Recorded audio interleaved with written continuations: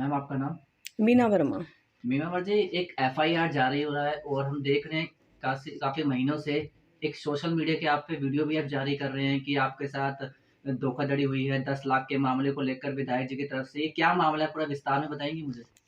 देखिए, मैं पिछले है ना 25 साल से जो पूर्व सांसद महाबल मिश्रा जी हैं, उनके साथ कांग्रेस पार्टी में मैं कार्य कर रही थी। जब 2020 में जब विनय मिश्रा आम आदमी पार्टी की टिकट लाया, तो इसने मुझे है ना टिकट का वादा करके और उसने मुझे आप 2020 में आम आदमी पार्टी ज्वाइन करवाई। उसके बाद ये विनय मिश्रा जीत गए और आ गया एमसीडी चुनाव।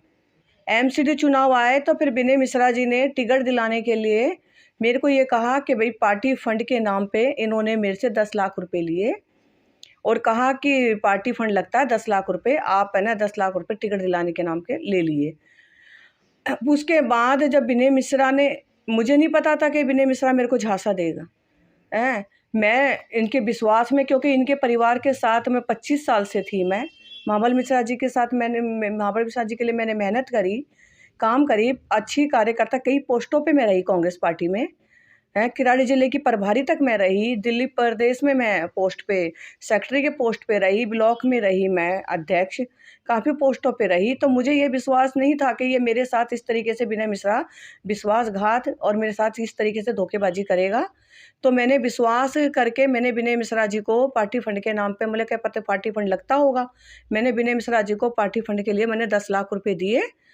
फिर उसके बाद जब एंड से 10 लाख रुपए दिए, जब टिकट की जब लिस्ट आई, इन्होंने मेरे को झूठ बोलते रहे कि आपका लिस्ट में नाम आएगा, आपके पैसे आ चुके हैं, वो हो गए, आपका लिस्ट में नाम आएगा। जब लिस्ट में नाम नहीं आया, तो जब मैंने फिर विनय मिश्रा जी से मैंने ये कहा कि देखो विनय मिश्रा जी, कि है ना मेरे पास मैंने कहीं ना कहीं से पैसे जुगाड़ करके चाहे कर्जा करके मैंने करके आपको मैंने 10 लाख रुपए दिए। तो अगर आपने मेरे को टिकट नहीं दी, चलो टिकट देखी जाएगी, लेकिन जो आपने मेरे 10 लाख रुपए लिए हैं, वो 10 लाख रुपए मेरे लौटा दीजिए, जिससे मैंने कर्जा लिया उनको मैं वापस दे दूंगी। ये साफ विनय मिश्रा मुकर गया, कह रहा कोई 10 लाख रुपए नहीं। इसकी मैंने अनेकों कंप्लेंटें करी, खूब कंप्लेंटें मैंने करी है। तो इन्होंने, जैसे पूर्व सांसद महाबल मिश्रा जी और ये कुर्सी पे विधायक विनय मिश्रा बैठा हुआ है, इसने वो मेरी सारी कंप्लेंटें मेरी दबा दी हैं। इस बात से है ना विनय मिश्रा चिढ़ गया।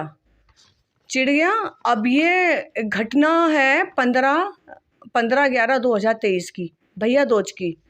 जब मैं अपने घर ये रानी बाग मेहंदाबाद शकूरपुर है, वहाँ पे अपने भैया दूज करके अपने बेटे के साथ जब मैं मोटरसाइकिल से मैं आ रही थी अपने घर सागरपुर के लिए, तो एकदम से मुझे नहीं पता था कि भाई ये विनय मिश्रा कब से मेरा पीछा कर रहा है अपनी गाड़ी से। जैसे ही हम मंगोलपुरी पुल के पास पहुंचे हैं, उसने एकदम से हमारी बाइक के आगे विनय मिश्रा ने अपनी गाड़ी लगा दी। तो मैं एकदम से मैं चौंक गई, बेटे ने ब्रेक मारी तो वहीं पे बाइक थम गई। तो मैं अपनी उतर के खड़ी हो गई, मैंने बोला ये गाड़ी एकदम से हमारे आगे किसने लगाई है। जब मैंने देखा तो विनय मिश्रा की वही बिरजा गाड़ी, सिल्वर कलर की, जो 002227 के वो है, बिरजा गाड़ी है इनकी। मेरे को पूरा इतना ही नंबर उस गाड़ी का याद है, हैं। तो जब मैंने देखा ये तो विनय मिश्रा की गाड़ी है। जब विनय मिश्रा ने अपनी गाड़ी का शीशा नीचे करके एकदम से उसने तुरंत पहला लफ्ज़ उसने यही बोला कि नीची जात नीची होती है और साली चूड़ी चमारन, तू अपने 10 लाख रुपए लेगी, तेरे 10 लाख रुपए तो तुझे मिलेंगे नहीं, लेकिन तू है ना तुझे जान से मरवा दूंगा, चल रोड पे तेरा एक्सीडेंट करता हूँ। तू मेरे लिए ना आजकल बहुत बकवास कर रही है। ये सुनते ही मैं एकदम से घबरा गई, क्योंकि उस गाड़ी में 3 जने थे। उस गाड़ी में विनय मिश्रा तो बोल ही रहा था, उसका पीए रंजीत वो हंस रहा था और वो ड्राइवर गाड़ी चला रहा था। अब वहाँ पे कुछ लोग इकट्ठे भी हो गए थे। अब वहाँ पे अनजान जगह में मैं किसी को इतना जानती पहचानती नहीं, लेकिन रात का समय था, गाड़ी वालों ने रोक दिया, स्कूटी वाले भी रुक गए थे। तो उन्होंने, उनमें से कुछ लोगों ने ये भी कहा कि मैडम आप एक काम कीजिए, पुलिस को फ़ोन कीजिए। फिर मेरे को भी घबराया कि मैंने पता नहीं इनकी, फिर मैंने मेरे बेटे को गुस्सा भी आया। उसने कहा कि मैं तेरा सिर फोड़ दूंगा, तो विधायक होगा अपने घर का होगा, बकवास मत कर। फिर मैंने बेटे को ये कहा, बोले बेटा पता नहीं इसकी क्या प्लानिंग है और रात का समय है, पता नहीं ये क्या करेगा, एक काम कर तू जल्दी पहले घर के लिए निकल। बेटे ने बाइक स्टार्ट करी, दौड़ाई इसके, और मैं अपने फ़ोन से 112 पे नंबर ट्राई करती रही, 112 पे नंबर मिल नहीं रहा, और इसने हमारी बाइक के पीछे अपनी गाड़ी लगा दी और हमारे कभी तो हमारी बाइक आगे, कभी इसकी गाड़ी आगे, ये हमारी बाइक को टक्कर मारने की कोशिश कर रहे थे। बल्कि बचा बचा के निकाल रहा था मेरा बेटा कि अभी कैसे भी करके घर पहुँचे। अब हमारे जानकार धनेश शर्मा जी हैं, मैंने उनको फ़ोन कर रही हूँ तो लेकिन है ना उनकी है ना आवाज़ मेरे को सुनाई नहीं दे रही है, उनको मेरी आवाज़ सुनाई दे रही होगी।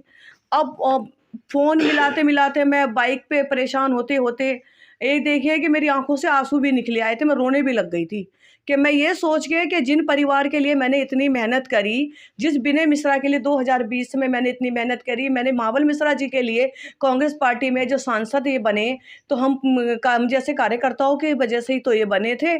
तो मेहनत करी कि इन्होंने आज इस स्थिति को हो गए कि इसका बेटा जान से मारने के लिए ही मेरे को तैयार हो गया है। फिर उसके बाद है ना, जब ये जनकपुरी में हॉस्पिटल है भारती कॉलेज के बगल में, अति विशेष इस तरह के हॉस्पिटल का नाम है। जब मैं उस हॉस्पिटल का जब रेड लाइट पार करके हम उस हॉस्पिटल के पास पहुंची तो मुझे शर्मा जी की आवाज़ सुनाई देने लगी, उनको फ़ोन मिला रही थी।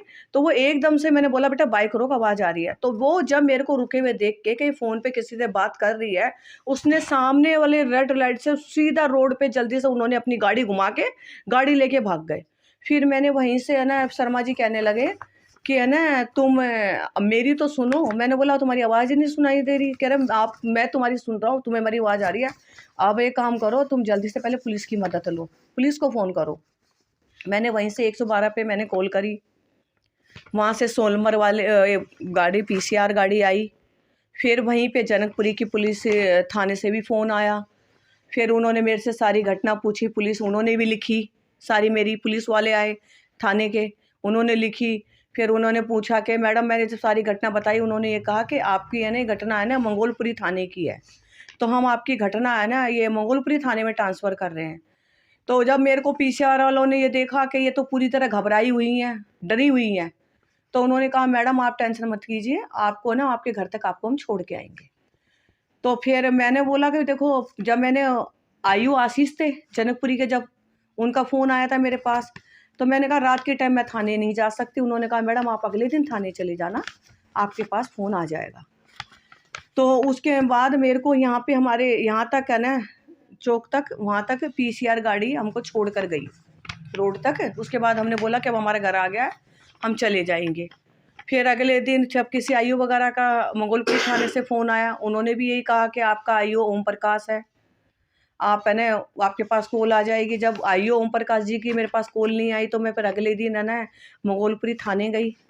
थाने जाके मैंने अपनी बताई, तो फिर उन्होंने कहा ओम प्रकाश जी मिले नहीं। फिर उनका मैंने फ़ोन नंबर लिया तो वो फ़ोन नहीं उठाए। तो फिर वहीं से फिर मैंने अगले दिन जाके वहीं की वहीं DCP साहब को मैंने ये कंप्लेंट मैंने दी। DCP साहब को मैंने कंप्लेंट दी, तो DCP साहब को मैंने कंप्लेंट दी। और उसके बाद DCP साहब से मैंने फ़ोन पे भी बात करी, उनसे मिली भी। तो फिर जब DCP साहब ने बोला कि इसका आईओ है ना ACP बनता है, तो आप ACP, लेकिन वहाँ पे इत्तेफाकन जो वहाँ के मंगोलपुरी थाने के जो ACP साहब थे, वो अपनी बेटी की शादी में छुट्टी पे गए हुए थे, तो 1 महीने के लिए, तो 1 महीने के लिए डिले हुआ। फिर उसके बाद है ना DCP साहब ने तो ये थाना नांगलोई ACP जयपाल सिंह जी को मेरा केस ट्रांसफ़र करा। अब वो भी जयपाल सिंह जी भी यही कह रहे हैं, बयान वगैरह सारे हो गए हैं, सब कुछ आ गया, लोकेशन वगैरह सारी आ गई है। तो अब वो भी यही कह रहे हैं कि भाई मुझे टाइम दीजिए, टाइम दीजिए, टाइम दीजिए। मैं तो भाग के दौड़ के परेशान हो गई हूँ। लेकिन ये है ना कि मुझे लग रहा है कि जो ये आम आदमी का विधायक है, बाप एक्स MP रह चुका है, इसीलिए ये है ना FIR करने में ढीले कर रहे हैं। और हालांकि मेरे बयान सारे सबूत उनको मिल चुके हैं, जो उनको FIR काटने के लिए जो सबूत चाहिए वो मिल चुके हैं, उसके बावजूद भी वो ढीले कर रहे हैं। तो आप क्या चाहते हैं प्रशासन से? प्रशासन से मैं यही चाहती हूँ, जो मेरे साथ इसने जो जाति सूचक शब्द बोले हैं, और हालांकि है ना महाबल मिश्रा जी को भी पता था कि मैं SC हूँ, और विनय मिश्रा को भी पता था मैं निचली जाति से हूँ। जब ये तो इन्होंने आम आदमी पार्टी में मुझे जब ज्वाइन करवाया, तो इन्होंने द्वारका विधानसभा का SC ST विंग का मुझे अध्यक्ष भी बनाया। विनय मिश्रा जी ने खुद मुझे अपने हाथ से लेटर दिया, विधायक बनाया। वो विधायक जी ने मुझे SC ST विंग का अध्यक्ष बनाया। तो उनको ये पता था कि मैं किस जाति से क्या हूँ क्या नहीं हूँ। उसके बाद इन्होंने जानबूझ के विनय मिश्रा ने जाति सूचक शब्द मेरे को बोले हैं। मैं तो प्रशासन से इस पे कार्रवाई चाहती हूँ और विनय मिश्रा पे एफआईआर चाहती हूँ। जो SC ST के जो जाति सूचक शब्द पे जो बोले SC ST की जो एफआईआर बनती है वो प्रशासन कृपा करके काटे। वो ये ना सोचे कि ये विधायक है, इसका बाप ex-MP है। तो फिर ऐसे तो देखिए, मैं ये कहना चाहूँगी कि देश कहाँ से कहाँ तक पहुँच गया है। पहले भी ये जो ब्राह्मण ये मिश्रा हैं तो ये ब्राह्मण अपने आप को ये कहते हैं, तो पहले भी इस तरीके से ये घटना ये करते रहे हैं। अपने नीचे सब लोगों को नीचे दबाते रहे हैं, उनको नीचे हर तरह से इस्तेमाल करते रहे हैं। और मैं ये कहना चाहूँगी कि प्रशासन से कि अब तो देश कहाँ से कहाँ पहुँच गया है। अब तो इस चीज़ की ये घटना नहीं होनी चाहिए। जो इसने करी है ना, इसके खिलाफ सख्त से सख्त ये कानूनी कार्रवाई की जाए, एफआईआर काटी जाए। जो इसके साथ 2 शख्स और थे उनके खिलाफ भी कानूनी कार्रवाई की जाए। इसका PA जो रंजीत गोस्वामी वो भी है। ये तीनों ही वहाँ मौजूद थे। ये रंजीत गोस्वामी तो हंस रहा था, एकदम से खिल्ली सी उड़ा रहा था। हाँ, तो मैं ये